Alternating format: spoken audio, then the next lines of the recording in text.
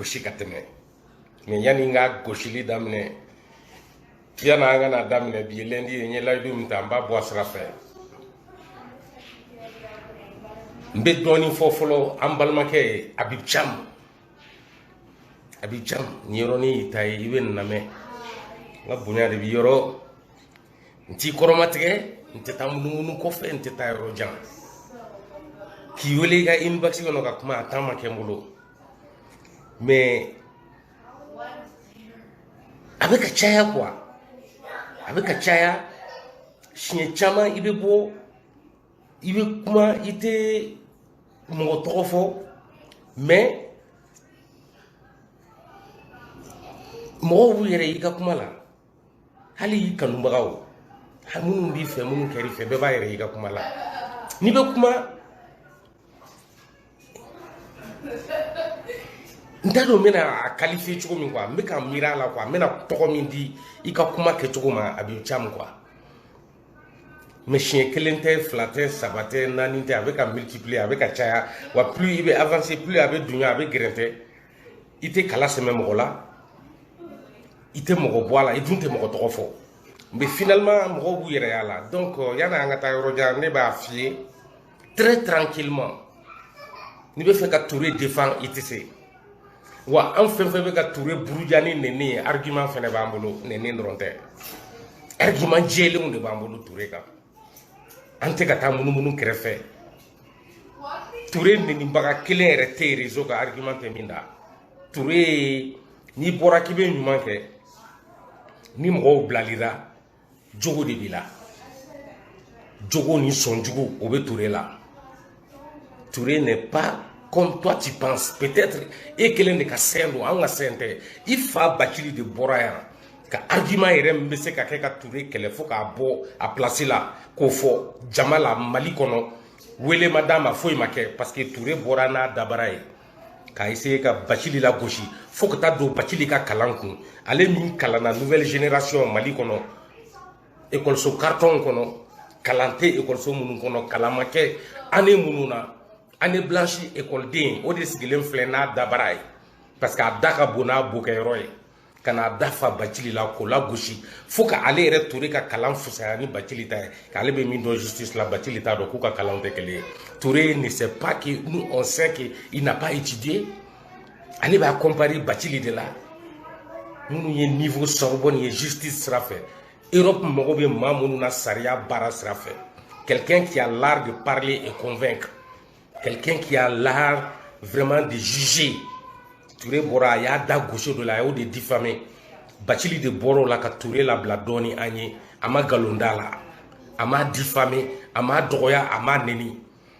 Touré ye mɔgɔ sugu min ye Mohamed Ali Bacili aw fa o de bɔra k'a fɔ anw ye Habib Thiam nin cɛ ye ɲɛmɔgɔ min ye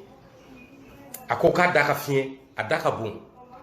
wa a y'ale ka wari minɛ ka tila k'a ɲini k'a b'a kɛlɛ ni a ka wari dilen a ma wari min kɛra k'a dɛmɛ wari min kɛra k'a ka denbaya dɛmɛ wari min kɛra k'a bɔ fantanya kɔnɔ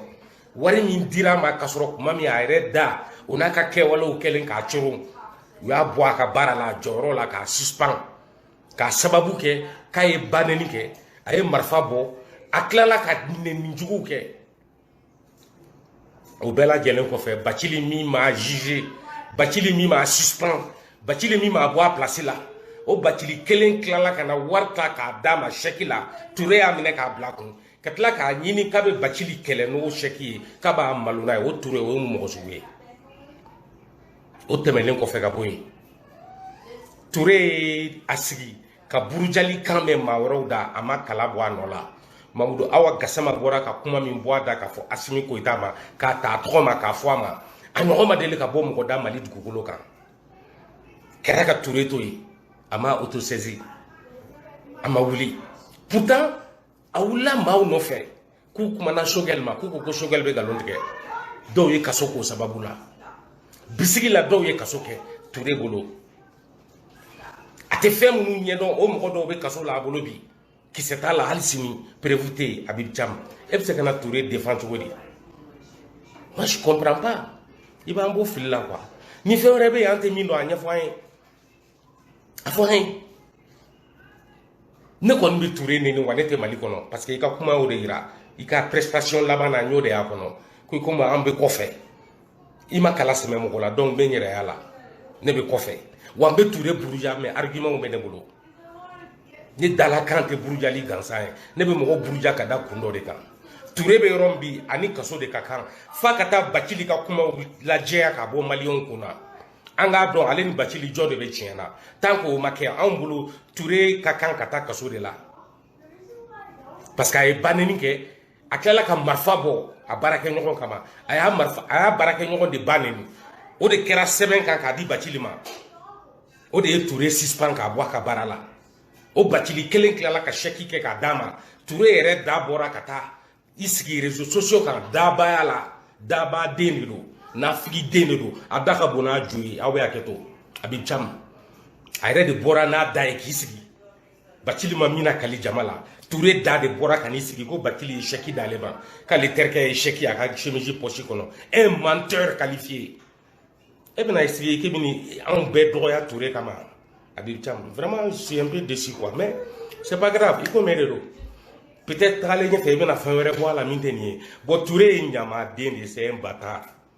il ne mérite pas la liberté au Mali c'est un fautif a minɛna tiɲɛniw de la a bɛ ka min kɛlɛ bi o sɔnw de reprochera Touré yɛrɛ la wa walidenw b'a bolo kaso la nkalon kan minnu kan ka minɛ a bɛ intervention kɛ olu ka bila Sékou Tounkara ale de ka intervention auprès de Mali Konaté o de nana n'a ye ka tila ka photo ta n'a ka prisonnier ka Sékou Tounkara kisi dépôt ma ale de y'a kɛ cɛ n bɛ direct la quoi i bɛ hakɛ to y'a ma ok Habib Thiam o kɛr'i yɛrɛ ɲɛ ɲɛna Sékou Tounkara quelques jours seulement a bɔra ko Arasa ni kaso de ka kan ne bɛ n yɛrɛ ɲininka est-ce que e bɛ ka Arasa défend ou bien est-ce que e bɛ ka analyse kɛ Arasa défendbagaw kan n bɛ k'o de ɲini sisan n y'o question de poser n yɛrɛ kun Touré ye acte min kɛ Sékou Tounkara minɛli n'a bilali la à partir de ce que Sékou Tounkara a dit est-ce que e bɛ kumaw lamɛn est-ce que i bɛ tiɲɛ kɔnɔ kana kuma diya quoi k'a sɔrɔ barika t'i ka kuma la a b'i kɔnɔ k'i bɛ ka ɲuman de fɔ i ka technique ka ɲi mais ne moi je suis un peu déçu aujourd'hui hein parce que ne bolo i tɛ miiri yanni i ka kuma dɔw quoi i tɛ kala sɛmɛ mɔgɔ la i dun tɛ mɔgɔ tɔgɔ fɔ ça c'est quelle façon de juger ni ne bɛ e ta ɲɔgɔn kɛ n b'a tigiw ta o tɔgɔ ma aw bɛ ka karisa buruja nin de bɛ tan a bɛ tan a bɛ tan a bɛ tan a bɛ tan mais i t'o kɛ la o i bɛ mɔgɔw blesser dans leur sentiment i bɛ k'an blesser intérieurement wa vidéoman wɛrɛ musoman ni cɛman wɛrɛw ye n wele k'a fɔ n ye fɛnɛ depuis bi tɛ depuis y'a daminɛ u b'a fɔ ko Habib Thiam bɔ o bɔ a b'a fɔ tan a b'a fɔ tan a b'a fɔ tan banenikɛlaw nenikɛlaw a bɛ tan a bɛ tan Habib Thiam cɛ i ɲinɛna dɛ kana ɲinɛ fɛnɛ quoi ɲinɛli ma y'i ma nin wagati ninnu na taa n'a ye dɔɔni dɔɔni i ka an gasi sigi i ka respecter an ka baara kɔnɔ i t'a kɛ an tɛ s'i ma i fɛnɛ kana s'a ma un point un trait c'est très clair kana jugu créer k'a bila i la wa n'i dalen don a la ko an man di ye de i b'i den mɔgɔ wɛrɛw burujali fɛ k'an sɔgɔ i bɛ se k'o fɛnɛ fɔ an ye an k'a kɛ bataille ouverte ye n'o de fɛnɛ ka di ye parce que o de ka di ye o t'i déranger ne ɲɛ b'o de la i la il faut faire très attention à qu'est-ce que tu dis parce que an b'an yɛrɛ y'a la ne kɔni ye n yɛrɛ y'a la sen ta ne a tɛmɛna dan kan quoi n t'a to mɔgɔ wɛrɛ kana kangari da n yɛrɛ ye nin santé a la n bɛ bɔ n b'a f'i ye quoi n tɛ se ka nin fɔ Unibax kɔnɔ a temps tɛ n bolo ka Unibax baara ka ca trop i bɛ nin bila quoi Touré ye Sékou Tounkara minɛ k'a bila bɛɛ ɲɛna injustice sariya kɔnɔ pour que a kana dɔn k'a tɛ fɛ k'a minɛ a taara min ye plaignant ye u taara o de ɲini k'o harceler ka kuma n'o ye k'o n'a hakiliw yira ɲɔgɔn na komi o fana ye lâche de ye o masaw nɛni t'a tɔɔrɔ o bɛ tɔgɔ de ɲini a bɛ nkalon tigɛ k'a ba de nɛni digira la Mali Konaté i ba nɛni ma digi la a ma deli ka digi la mɔgɔ min ba nɛni digira la o t'a ba nɛnibaga minɛ k'a bila a ju bɔra min na o de tun b'i tɛgɛ kɔnɔ Sékou Tounkara i taara n'a ye sariya sira fɛ e kun kan k'a to an ka dɔn Touré ye mɔgɔ min ye mais Touré ye ceinture siri ka dɔ libérer ka sɔrɔ dɔ wɛrɛw b'a bolo nin fɛn kelen kama n'a ye Bijou Siraba minɛ k'a datugu yan bɛɛ wulila kuma bɛɛ fɔra a m'a ɲini k'a faamu yɛrɛ mais an ka siran Ala ɲɛ dɔɔni quoi n'i bɛ fɛ ka Touré défend i bɛ se k'o kɛnɛ dayɛlɛ an bɛ taa n'a ye ne Iba ne tɛ hésiter ne b'i fara Touré kan ya mɔgɔw mana i bonya i fɛnɛ ka mɔgɔw bonya o de ɲɔgɔn tɛ vidéo kɛ yɛrɛ la an kan ka kala sɛmɛ ɲɔgɔn na ne yɛrɛ filɛ ni ne bɛ vidéo kɛla farimanw frappé mɔgɔw bɛ yen n b'u ta ka kala sɛmɛ o la tel que Chiko n bɛ profiter nin yɔrɔ in na ka sanga fɔ a ye n t'a dɔn a ka maa min banna mɛ sanga b'an bɛɛ kan ne yɛrɛ balimamuso dɔ décidera sɔgɔmada in na Tandou Bokoum ala ka hinɛ a la ka dayɔrɔ suma très jeune à son jeune âge o fana ye diɲɛ to bi donc n b'o dusuma kasi la n nana n ye Chiko ta fɛnɛ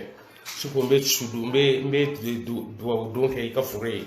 ala ka dayɔrɔ suma ya Américain nana sorry for your loss vraiment i ka perte yan b'a dimi tila ni ye quoi mes condoléances tout comme mes condoléances à la famille Bokoum qui a perdu une fille ce matin qui est dans ses trentaines aussi donc Habib Thiam ne bɛ kala sɛmɛ mɔgɔw la quoi ni ne bɛ kuma ne bɛ kala sɛmɛ ni ne bɛ frappe kɛ depuis n ka première vidéo fo bi n bɛ kala sɛmɛ CDR fan dɔ la kuma bɛɛ n bɛ CDR parti dɔ ta ka bɔ yen ka kuma ka kala sɛmɛ o la k'u bonya ka taa ni frappe ye a bɛ kɛ ten de n'i tɛ so la i bɛ jugu sɔrɔ i yɛrɛ la n'i tɛ so la n'i continuera nin fɛ k'i bɛ Touré défend ka anw dɔgɔya an bɛ bɔ an bɛ min fɔ Touré ma an b'a ɲɔgɔn f'i ma a t'an da jeni i komi i ko k'i tɛ burujali kɛ i tɛ nɛni kɛ donc i bɛ sigi i b'a lamɛn an b'i buruja k'i nɛni n'i ta sera anw ma ne ma personnellement parce que ne ye n yɛrɛ ye zen t'a la a ma diya n ye fɛnɛ ça m'a trop découragé a ye n dusu tiɲɛ quoi a ye n dusu tiɲɛ trop Touré ye sɔn jugu de ye mɔgɔw bɛ Mali kɔnɔ bi minnu bɛ sariya sɔsɔla Touré ɲɛ ɲɛna hɛrɛ bɛ si a bɛ tile a t'u minɛ kumaw bɛ fɔla bi kuma min n'a b'i yɛrɛ autosaisi a ɲɔgɔnnaw la ka maaw minɛ mais a tɛ ka bɔ a nɔ la olu la bi a sigilen don a bɛ k'u lamɛn a bɛ se ka diɲɛ bɛɛ minɛ yan Moti maire ne bɔra k'a kumakan joué yan Isa Kansayi a bɔra k'i sigi a dajɛ yɛrɛ la k'a ye sariya sɔsɔ Touré sera ka kala bɔ a nɔ la a bɛ se k'a fɔ k'a m'o vocal lamɛn a bɛ se k'a fɔ k'a tɛ ne ka vidéo filɛ yan Isa Kansayi Mopti kɔnɔ a dajɛ yɛrɛ la k'a ye sariya sɔsɔ ko mɔgɔ dɔw bɛ profiter o fɛ k'u b'a essayer ka a ka hɛrɛw bɔsi a la Touré sera ka koko la walidenw bɛ donna kaso la manamana kow la sɛbɛ kow bɛ kɛnɛma Touré tɛ k'a yɛrɛ autosaisi e Thiam de bɛna bɔ k'e b'o défend anw bolo wa taa n'a ye ala k'i dɛmɛ a mɛn o mɛn an tɛna kisi ɲɔgɔn ma bon Touré ye ɲamaden ye n'a digir'i la n'i bɛ se ka min kɛ i bɛ n'o kɛ Touré c'est un procureur bâtard c'est un égoïste Touré est un négri argument b'an bolo argument de b'an bolo a ye bannen de kɛ u y'a suspendu a ka baara la a ye marifa de bɔ mɔgɔ kama u y'a suspendu a ka baara la wa a tilala ka taa wari minɛ Bacili la ka tila ka na essayer ka mɔgɔw fara a yɛrɛ kan k'a bɛ Bacili lajigin n'o ye olu bɛɛ ye kaso donnakun de ye Touré ye mɔgɔ jugu de ye kafiri den de don Habib Thiam ou bien n'i bɛ fɛ ka an ladimi k'an bila la an k'a ban n'o de ka di ye n'o de fana y'i ka technique ye an b'o fana kɛ o hali n'i m'o kɛ an bɛ Touré fa n'a ban de on ne va jamais respecter un procureur insolent min suspendira a ka baara yɛrɛ la k'a sababu kɛ bannenni ye Touré de don justice bɛɛ a kelen pe yen mɔgɔ min ye marifa bɔ a baara kɛ ɲɔgɔn kama a kelen de don an m'a kuma ta carré kɔnɔ i fa Bacili Mohamed Ali Bacili o de y'a fɔ a dossier tun b'ale de ɲɛkɔrɔ wa a dossier bɛ yen a bɛ exister a ma nkalon d'a la Habib Thiam e ko cogo di i tɛ bɔ i ka Bacili fana buruja non ça c'est très grave quoi ça décourage vraiment moi quand même moi je te comprends pas en tant d'explication min b'i bolo nin na moi j'ai même pas envie de t'écouter et non c'est ça m'a beaucoup découragé a joué kan quoi depuis ɲa mɛ n kɔ fagalen don quoi tuma bɛɛ nin de bɛ bɔ ka n'i sigi yan banennikɛlaw e ka fisa ni banennikɛla jumɛn ye barika b'i la ni jɔn ye anw na i tɛ ka ɲɛsin banennikɛla dɔ ma i ka fisa ni mɔgɔ min ye a tɛ yen i ka dajiya vidéo kɛ dɔrɔn i ka t'i ka sira fɛ nafa t'i ka vidéo si la a tɛ mɔgɔ si dɛmɛ ce n'est pas facultatif a tɛ mɔgɔ si la kalan foyi la i bɛ répétition de la mɔgɔ wɛrɛw nɔfɛ c'est tout n'i tɛ se burujali la i sigi i k'i sigi mɔgɔw b'i buruja i ka taa n'a ye an b'o mɔgɔ sugu wele dangaden de o ye danga de ye ni maa min ye ne buruja n b'i buruja ni maa min ye n bannen n bɛ don i ba kɔnɔ k'an sigi maa o maa n t'a mun ɲɛda la ka taa n t'a mun tɔgɔ la ka taa i ba sigilen bɛ a tulo b'a nɛnikan na a denkɛ tɛ k'a da bɔ a nɔ la an tɛ mɔgɔ dɔgɔya an tɛ bannen kɛ bɔ jigin ka bɔ réseaux sociaux sanfɛ jigin ka bɔ a sanfɛ sinon n'i ba nin na dɔrɔn i yɛrɛ de y'i yɛrɛ ba nin n'i ba nin na yan dɔrɔn i yɛrɛ de y'i yɛrɛ ba nin kana fɔ k'i bɛn'i sigi ka anw na gosi k'anw kɛ mɔgɔ sugu dɔ ye m'anw sa n'anw ye an bɛ bannen ka hali sini tant qu'à ma ɲɛnabɔ Mali kɔnɔ bannen de kɛra ka Mali ci bannen de ye bila réseau in kan wa bannen de bɛ anw bila k'u jaabi u ba bɛ nin de Habib Thiam n'i tɛ s'a la i b'i da minɛ ka na an dɔgɔya kala semana quoi. Voilà, toi tu décourages tout le temps. Ben à la tche. Fais un bébé fort, mais en te soir, ma manière tout va quand galondo. Mais on va attaquer un reste et quand on bla duty là quoi. Au cas là, ça c'est pas bien. Ne ma délégation ma. Ni ma délégation ma. Donc ni kumana ni ma mko trop fo ya ke kormat keli wa ima kala semé mola. Bébé c'est qui est réala. Bébé c'est qui est réala. Ika kuma yire kati sigi ka segin kala me. Iki bla on placé là. Ni e kala semana ibo foyer. Voilà, ça c'est quelque chose qui m'a beaucoup touché. Ça a changé un peu la nature de ma vidéo d'aujourd'hui. Un petit peu la vidéo m'a donné voilà. Autrement qu'on fait gaboye imam. Astaghfirullah. Ah Mali. Imam Oumar Jara. Même si qui connaît chien quoi. Même si il t'a page tourné. Commandant mettez comment. Commandant mettez ni ma fraga photo tani Oumar. Ibera mangoya se yerama. Oumar Imam Oumar Jara. Ni ma fraga qui photo tanaye. Ni ma fraka Oumar Faraika moko kandenga bi Malina bonya be commandant mettez I kelen pe de mo mi me kuma ni chen fait jour vidéo manu ni activiste ni journaliste là les journalistes te sont ka interviewer bet gelen wala amandi machi avec galonte ke avec choueli ke au fin fla bala avec choueli ke avec galonte ke Imam Oumar Jara ni mi maboni chena mettez abena toko sigi I kelen pe toron de be ka bonya. Ode kama nere bi nte jele ta ka kunchi quoi. Ode kama bi ne ta kunchi. Sinon ne kumperelo no ka boa kama. Ministry kele mi to nyuma te bo machida rezo ka le kele mpedo. Machite mi me kari ka fo ka bi gre Imam Jara la kibe hali kuma fere mo be sira hali ka interviewer parce que cette année do jahanama do galondigala do zondo. Kafri do jahanama kono mo ala kalde jolen flawnyata. Il n'hésite même pas ni kasra ni mana hali ala soro aba fere. Ala anga ala ni fera ayara oke kaba parce que anya e autoroute kan anya ka kewalo ye. Anya do chugo ye ministry ala. Femi yake ministry anyo ye. Hali kofela dirama sono bela. Oumar Jara mena klikelen ta ki brujaya klikelen mbata ki c'est-à-dire que ki ka kewalo ta ka dire ma yire ka laje ini wale min ka kan jinya kono mawbulo ete den quoi abena la cheni chente den mais commandant mete kama nti kunchi nti dafra ambi to e ka teme klefla parce que mete be filla et puis mete aye